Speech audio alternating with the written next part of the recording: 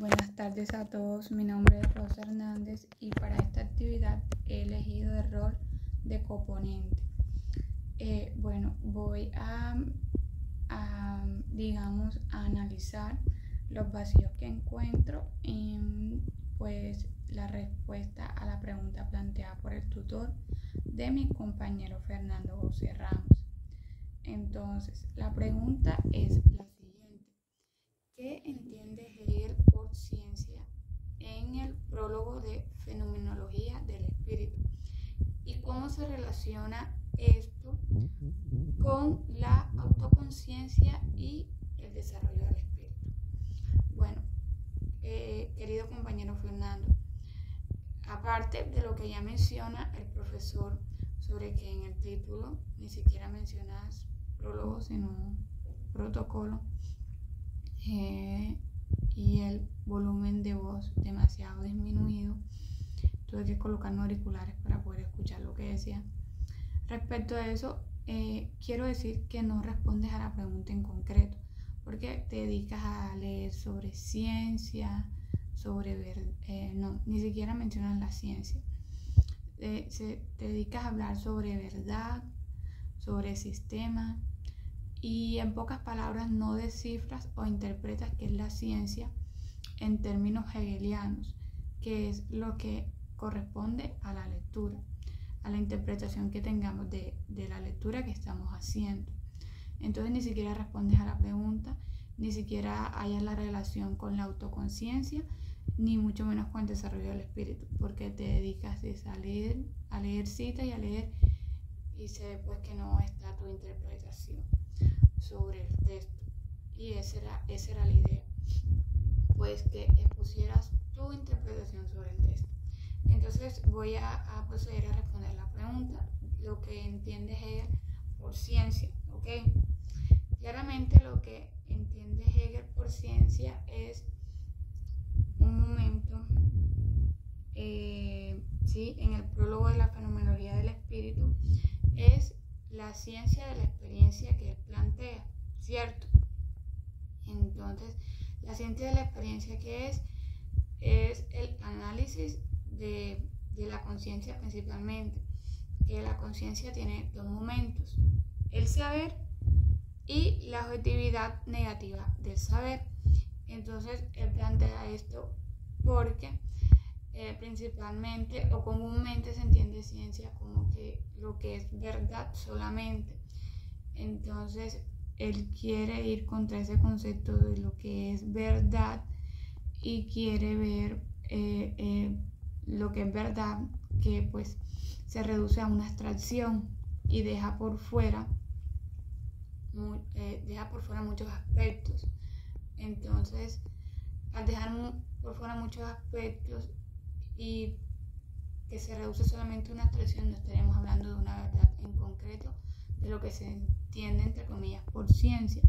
Entonces lo que él quiere plantear por ciencia es la evaluación de cómo nosotros conocemos realmente, de cómo el individuo conoce. Entonces, ¿dónde está el conocimiento? En conocer cómo se produce nuestro propio conocimiento. ¿Y cómo se hace esto? A través de, primeramente hay un momento de la conciencia. La conciencia es el primer momento del espíritu.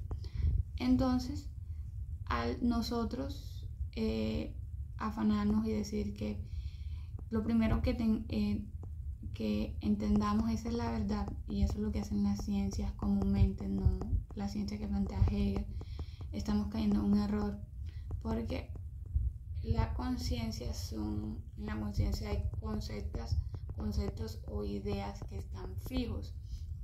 Entonces hace que tengamos pues que tú veas una cosa, que yo vea otra, por esos conceptos fijos que tenemos en la mente y que no les prestamos atención. Entonces, ¿qué plantea Hegel? Que hay una autoconciencia, es decir, que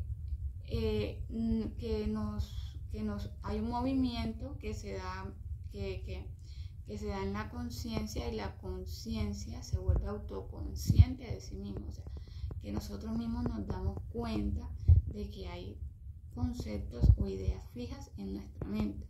y que por eso conocemos o entre comillas pretendemos conocer algo cuando solamente son ideas fijas. Entonces, ¿cómo se relaciona esto con la autoconciencia? Pues lo acabo de explicar en pocas palabras.